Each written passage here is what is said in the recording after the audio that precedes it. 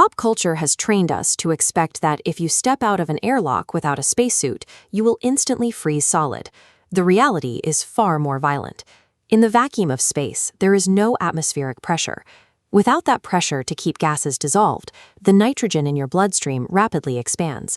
Your blood would actually boil, immediately blocking your blood vessels. We tend to think of space as cold, but a vacuum itself has no temperature. There is no air or matter to hold heat.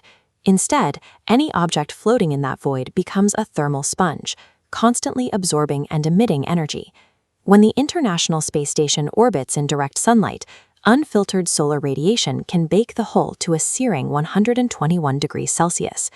But just 45 minutes later, the station crosses into Earth's shadow. Deprived of that solar energy, the temperature of the exterior plunges to minus 157 degrees.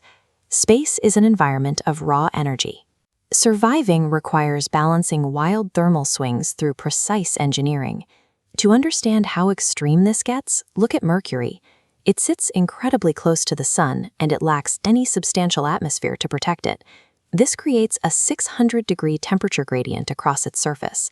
The day side roasts at 430 degrees Celsius, while the night side plummets to minus 170. On Earth, air currents move heat around through convection, and the atmosphere conducts thermal energy. Mercury has no air to do either.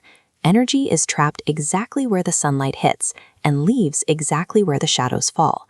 In a complete vacuum, the usual rules of heat transfer fall apart. Radiation is the only mechanism left to move energy in or out.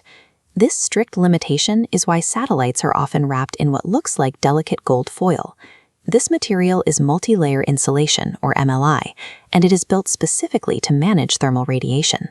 It consists of alternating layers of Kapton and Mylar plastics. Because there are tiny gaps between these layers, and because the whole system operates in the vacuum of space, heat cannot conduct physically from one layer to the next. The highly reflective outer layer bounces incoming sunlight away. At the same time, the innermost layers reflect the heat generated by the spacecraft's own electronics back inside, keeping those internal systems warm. It functions as a highly efficient passive thermos, keeping the internal environment stable while the outside swings wildly from freezing to boiling.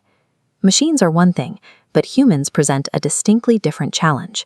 Inside a sealed spacesuit, a working astronaut generates a massive amount of body heat. Down on Earth, our sweat evaporates into the air, carrying excess heat away. In a vacuum, evaporation and convection are impossible. The heat has nowhere to go.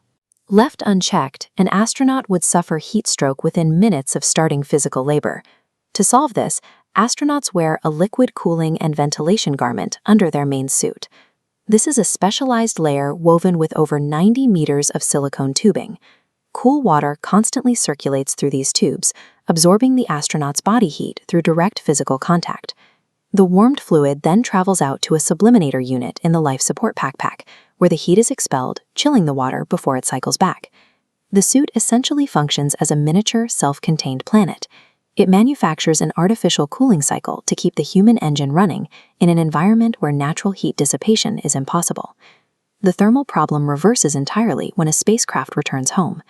Smashing into the atmosphere at orbital speeds violently compresses the air in front of the vehicle, generating a superheated plasma shockwave. Suddenly, the vacuum is gone, and extreme convective and conductive heating take over. The space shuttle managed this onslaught using Li-900 silica tiles. These blocks are composed of 99.9% pure silica glass fibers, spun so loosely that the tile is actually 94% empty air. Because there is so little solid material for the heat to travel through, their thermal conductivity is practically zero. A tile can be glowing red-hot in the center, and you could pick it up by the edges seconds later with your bare hands. Other vehicles use a different approach. The ablative shields on the Apollo capsules were designed to intentionally burn. As the resin material charred and broke away, it carried the immense heat away with it, preventing that energy from reaching the crew cabin. Re-entry forces a heavy toll. By shedding layers of specialized material, the structure beneath survives the journey. We tend to focus on the massive engines and the raw thrust required to reach orbit. But thermal engineering is the invisible half of space exploration, entirely equal in importance. Deflecting radiation with delicate layers of gold foil, simulating convection with miles of silicone tubing, halting conduction with glass fibers and charring resins. Whether maintaining a delicate spacewalk or plunging through re-entry at Mach 25, our survival relies entirely on mastering this manufactured flow of heat. We don't conquer the vacuum, we just